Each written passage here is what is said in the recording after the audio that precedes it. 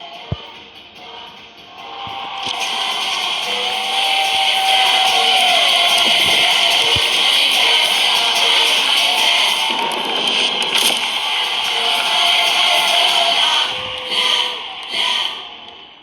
alkış yok, anca finger snap.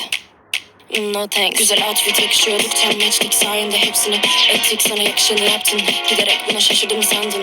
Geleceğinden parlak lipstick sürdüm, 0 gramsın, yok kalsın.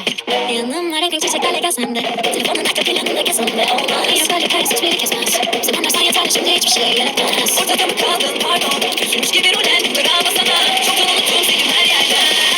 Sakın deneme, kaçma soğulamam. Senin gibi seni çok çok çok gördüm, affedemem hayır. Sesin gelmiyor çok yok yok bye bye.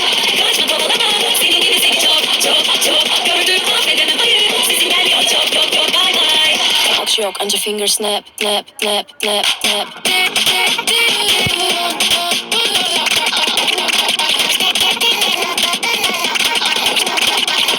Ortada mı kaldın pardon? Üzülmüş gibi rollen, bravo sana. Çoktan unuttum sildim her yer.